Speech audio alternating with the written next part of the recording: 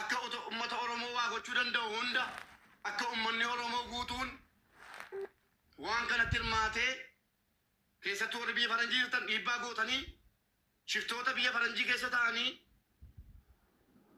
maallaqa haadha kanaa nyaachisanii boochisanii jalduudha kaanii opereeshinii ta'anii jiru. Seenaa isaanii isinitti himuu amma isaanitti asin dabarsa.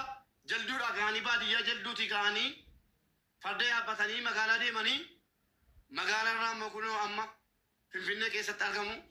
Akka carraa isaatiif darbee anis neetworkiin na diduu danda'a. Biiziidhasi.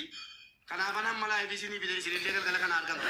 Kanaaf namni haadha qabdu, namni dhuguma Oromummaa himattu, namni dhuguma anaadhaaf kabaja qabdu guyyaa hadhaa kooppi liink sheer godhaa Oromoo hunda mana cufachiisaa fidaa dhaggeeffachiisaa yoo dhuguma haadha keessaniif kabaja qabaattan. Inni gallaa viidiyoo rabaa ol galtu gastiirra chuma. Haadha keenya minuutii irraa kaasii obsaa baga nagaan haadha keenya nuuf fiddee obsaa keenya ofii keetii fayyaan qabdu. Deebitee immoo haadha keenya ofitti nuuf fittee haadha keenya kana asirratti nuuf fiduu keetiif mana kee qubachiisuu keetiif galatoomii. Ani immoo mana algaan jiraafan ofitti fudhachuu dhiisee haadha keenya baga nagaan nuftan baga nagaan Finfinnee geessan. Amin baga nagaan eedanii ummanni Oromoo kuni arra ilmoo akkanaa sammuu ta'ee jira. Itti naatas gabbaa itti deemna. Tartiibaan dubbannaa isiniin gaafadha. Viidiyoon kun waraabamee addunyaa wal gaa waan ta'eef tartiibaan gaaffii isin gaafadhu naa deebistan. Isinii kan isin dhalattanii guddattan kan isin dhalattanii maqaan keessan eenyunni? Bijaatu.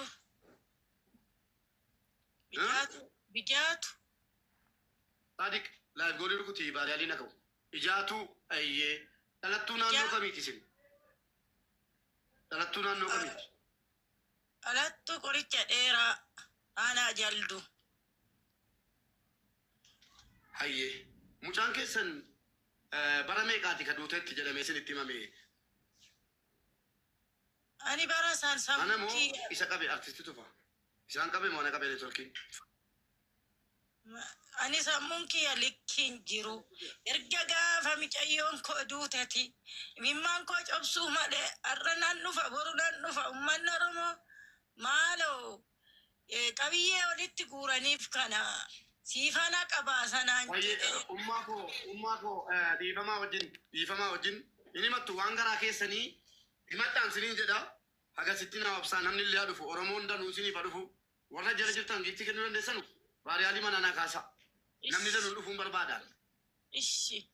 Warri gitti qabdan onnee tokko kenna. Ummaa keenya kan isin dhalattani naannoo jalduu baadiyyaa keessatti jechuudha. Amma akkamitti jirtu isin waa'ee mucaa keessanii nama dubbatina namna dhufu waa'ee mucaa keessanii dubbadhaa yeroo jedhee dubbattu jireenyi keessan akkami jaarsi keessan ni jira? Jira. Jaarsi keessan lubbuun jira? Jira na biruma jira. Jireenyi keessan immoo jireenyi keessan akkamii mucaan keessan maaliif biyyaa baate gaafa biyyaa baatu mucaan amma duuteetti jedhame kun gaafa biyyaa baatu maaliif biyyaa baate? Iyyummaan guddiseen kasalatti baadhee qoraasumatti baadhee haadha koo ati hadhaan humnan qabdu ammana nu guddifte iyyummaa keessa si baasanaan jette iyyummaa kana keessaa si baase tanan nama si qixxeecha naan jette biyyaana jalaa baate arra naa galti boru naa galti jedhee adeeman qaraadhee too eeggadhu daanditti na jalaa hammisanii nan ishiin taarratte ani ishiin nagadatte achitti na jalaa hammisanii ani sammuun kiyya jiru. Angoolii dhabee erga gaafa ishiin duuteedhani natti maniiti. Galgalli boo'icha ganamni boo'icha angoolii dhabee ani sammuu dhabee. Ummanni Oromoo kuni maaloo maala boo'ichistu maaloo maala dhangalaasu. Qabeenya ishii sassaabdanii honaa keetadanii keessabaafis hin boo'u. Ishiyyuu nannabe anannalee nannabe. Akkittuun jiraadha duraanis.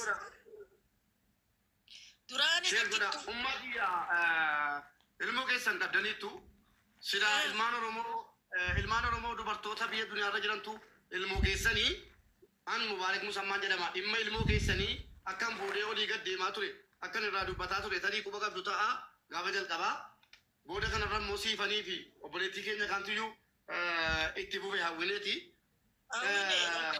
maallaqa wayii erga mucaan keessan duute maallaqa wayii ijoolleen biyya arabaa walitti isinii qabdee turte. Warri akkaawuntii dhaqaa banadhaa isiniin jedhamee ture.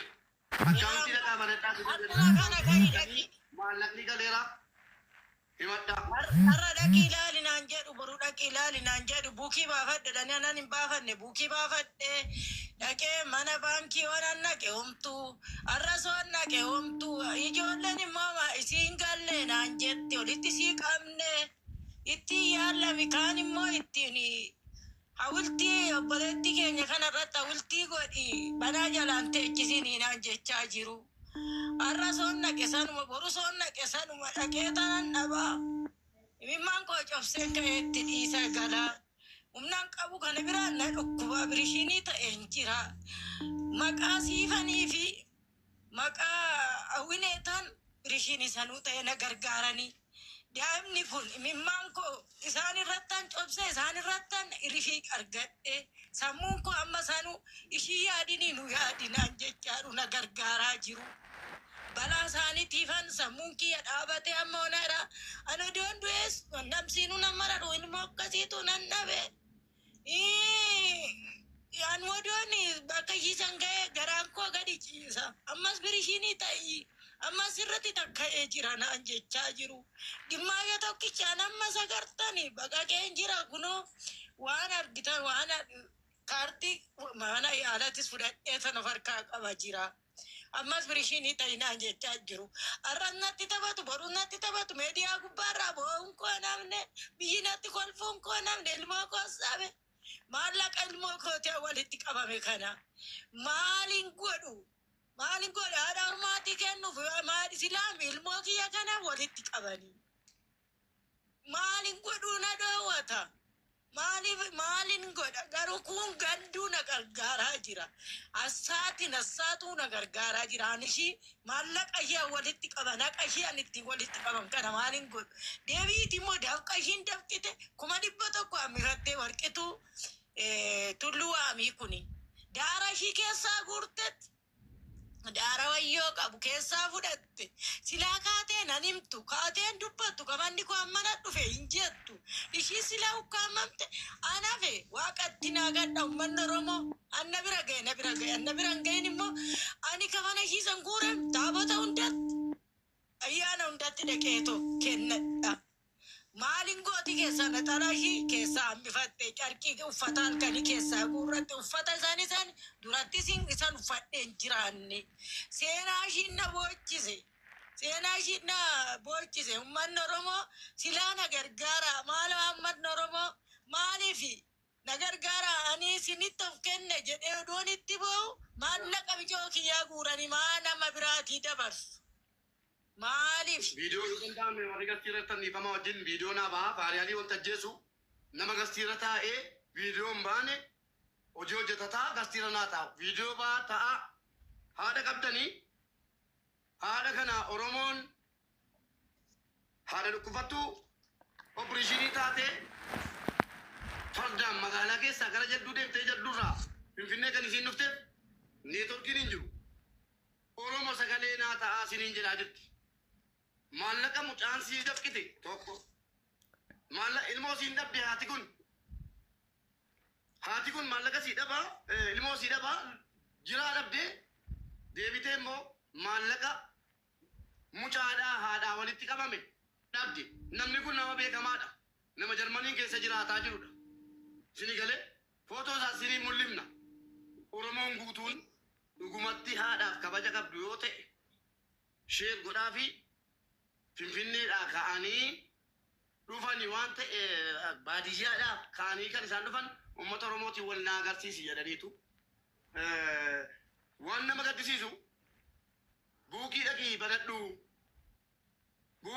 banadhu jedhaniini haati kun dhuguma maallaqa mucaa kootii birii 350 325 naa galchanii jettee deemtee buukii Oromiyaadhaaf nigdi baankii banattee itti ergitee bilbilanii maal jedhuni deemi maallaqni sii galeera baankii ilaalladhu Oromoo namoonni kubsu ilmoon sii jalaa duute maallaqni sababii ilmoo sii gargaarsi godhameefi maallaqa baankiin banameera akkaawuntii kee ergadhu maallaqa sii galchine jedhanii akkaawuntii bansiisanii haadha miskiina kana hin kenninu jedhanu maaliif akkaawuntii bansiisan ilmi Oromoo tokko Oromoodha ofiin jedhaa Oromoo ta'a akkaawuntii banachiisee kee baankiitti deddeebisuun immoo namanni bu'u deemisii galchine irraa laali deemisii galchine irraa laali jedha warri gastii irra tan inni dubbattu dabareedhaan warri jalaas ol galtuu namni Oromummaatti dhaga'amee haadha miskiinarraa akkuma kootii dhalatte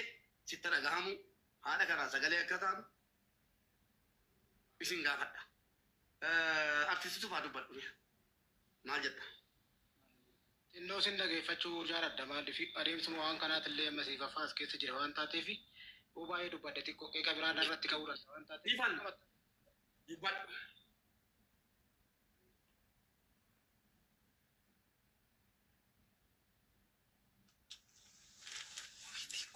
Ifan hin jirtu hawwinee dubbadhu.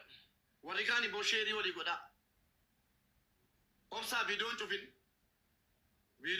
miyuutii godhii ataanu. Eshi jedha.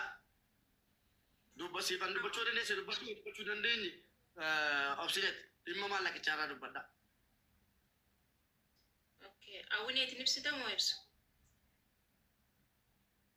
Dubbachuu dandeenyaan dubbadhu. Akkuma nama kamiyyuu beektanii waa'ee qabbannee raggaasaa gaafa isheen miidiyaa kanarra dhuftu kaatee mana Mubaarak Musammaatti eegallee ergasii mubeen ituma deemu dubbiin jabaatee jennaanii animmoo hanga yawwanaatti hanga addaattis hin dhiisne dadhabeetan gidduutti dhaabee sababiin isaas ulfajjee sadiin ture ulfajjee sadiirraan hanga ulfajjee sagal ga'utti hanga gaafan dhaqee da'utti mucattii kanaaf sagalee ta'a ture.